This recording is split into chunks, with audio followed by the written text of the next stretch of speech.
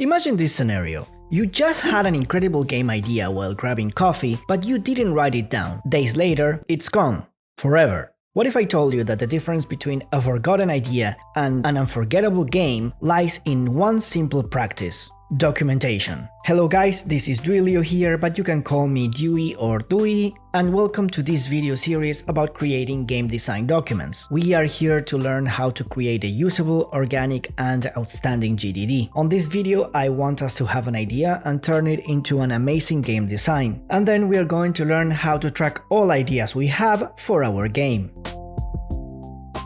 Every great game begins small. Nobody comes up with the entire design for a game all at once. Instead, we first plant an idea seed to then water it, nurture it, and help it grow. I will write my game idea here, so go ahead and do the same. And don't go shy on me. Don't be afraid to have an idea. I grew up with RTS games and I've always wanted to create one of my own. I know it's a difficult genre to work with as it is not incredibly popular by the time of recording this video, but I still think it's great. I already know where to draw inspiration from, and I already know that if I want RTS to be a thing again, I need to offer players something different, something like many game modes with different challenges and mechanics to keep things interesting. It may not seem like a big deal, but what we just did was huge. This is the cornerstone of our game. If your ideas get lost, then what's the point of having them? It has happened to me, even when working as a writer. A cool plot twist pops to mind, and because I didn't take the time to write it down or, like in our case, track it, it was then lost forever. Now, let's paint a different scenario. What if you need to have more ideas for your project? Or another case, what if you got hired as a designer for an existing project? Either way, you will be required to have tons of ideas, and you will have to propose them and test them. What I like to do is what I call an idea bucket document. This file isn't just about dropping ideas. We have to do things right.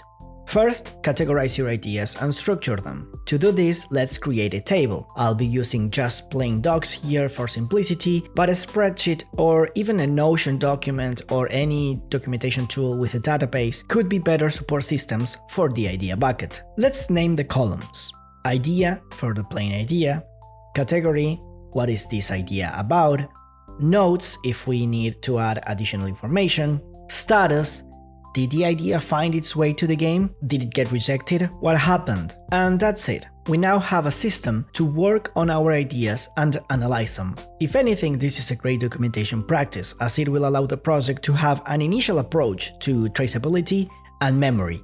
We had an idea and we learned how to track our idea process. Next time, we will shape this idea into a proper concept document. If you missed the introduction to this video series, I am leaving here a link to the first video so you can get a better grasp of all the contents we are going to cover. Nothing more to add this time. Remember to like this video and subscribe to my channel so you don't miss the next videos. Thank you for joining me. See you on the next one.